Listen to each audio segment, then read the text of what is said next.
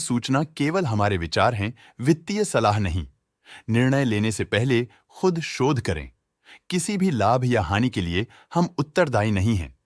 आज हम देख रहे हैं गॉडफ्री फिलिप्स इंडिया लिमिटेड के 2025-26 Q1 की standalone financial performance. Starting with the sales, पिछले क्वार्टर से सेल्स में -4% का डिक्रीज हुआ है, मगर कंपनी ने पिछले साल के मुकाबले 55% का सेल्स इंक्रीज रिपोर्ट किया। Expenses -8.5% quarter on quarter decrease हो गए हैं, जो साल भर के 62.5% के राइज के साथ अलाइन करता है। एक्सपेंसेस में डिक्रीज अच्छा है, लेकिन सेल्स में डिक्रीज निराशा की बात है। ऑपरेटिंग प्रॉफिट, जो पिछले साल के कंपैरिजन में 29% अप हुआ है, quarter on quarter around 22% increase हुआ है। Operating profit margin (OPM) annual basis पे -4% से डिक्रीज हुआ है और पिछले क्वार्टर के कंपैरिजन में 4% से इंक्रीज हुआ है। एक्सेप्शनल आइटम्स को ऐड करके अदर इनकम पिछले क्वार्टर के कंपैरिजन में 38% बढ़ गई, बावजूद इसके ईयरली ग्रोथ लगभग 3 गुना हुई है। इंटरेस्ट एक्सपेंसेस पिछले क्वार्टर से -21% डाउन हुआ, लेकिन ईयर ओवर ईयर डिक्रीज -49% हुआ है। डिप्रिशिएशन कॉस्ट्स में क्वार्टरली -33% का डिक्लाइन देखने को मिला और ईयरली बेसिस पे -22.5% का डिक्रीज देखा गया। प्रॉफिट बिफोर टैक्स एनुअली 79% बढ़ा, लेकिन प्रोसीडिंग क्वार्टर से 34% बढ़ा है। इस साल कंपनी ने 12% टैक्स पे किया और क्वार्टरली कंपनी ने 20% टैक्स पे किया है। नेट प्रॉफिट ने ईयर ऑन ईयर 63.5% का इंक्रीज दिखाया, लेकिन लास्ट क्वार्टर से 51.5% का इंक्रीज हुआ है। इस क्वार्टर में कंपनी का परफॉर्मेंस काफी अच्छा रहा। वहीं अगर एनुअल एनालिसिस की बात करें तो इस साल कंपनी का परफॉर्मेंस काफी अच्छा था। अर्निंग्स पर शेयर (EPS) में साल भर में 27% का इंक्रीज देखा गया। साथ ही EPS ने क्वार्टरली पिछले क्वार्टर के मुकाबले काफी ज्यादा ग्रोथ देखी, जो कंपनी की शानदार परफॉर्मेंस को दिखाता है। इस क्वार्टर में कंपनी का EPS काफी अच्छा रहा।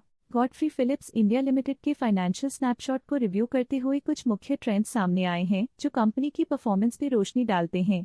जून 2022 से जून 2025 तक गॉडफ्री फिलिप्स इंडिया लिमिटेड की फाइनेंशियल जर्नी में सबसे पहले बात करते हैं सेल्स की। इस साल सेल्स में 32.5% की वृद्धि हुई है और पिछले 4 सालों में 109% की वृद्धि हुई है, जो एक निरंतर अपवर्ड ट्रेंड को दर्शाता है। पिछले 3 साल से सेल्स लगातार बढ़ती जा रही है, जो मार्केट एक्सपेंशन और कंज्यूमर डिमांड में वृद्धि को दर्शाता है। अब बात करते हैं एक्सपेंसेस की। इस साल एक्सपेंसेस 31% बढ़े हैं और 4 सालों में 117% का इजाफा हुआ है। इस साल सेल्स और एक्सपेंसेस एक साथ बढ़ रहे हैं, जो बैलेंस्ड ऑपरेशनल अप्रोच को दर्शाता है। ऑपरेटिंग प्रॉफिट का सफर स्टेडिली ऊपर चढ़ रहा है, इस साल 40% की बढ़ोतरी के साथ और पिछले 4 सालों में 76.5% का नोटिसेबल राइज हुआ है। पिछले 3 साल से ऑपरेटिंग प्रॉफिट लगातार बढ़ रहा है, जो कॉस्ट मैनेजमेंट और ऑपरेशनल कुशलता को दर्शाता है। नेट प्रॉफिट का सफर ऊपर की ओर चल पड़ा है, इस साल 46% की चढ़ाई के साथ पिछले 4 सालों में लगभग 1.5 गुना की शानदार वृद्धि हुई है।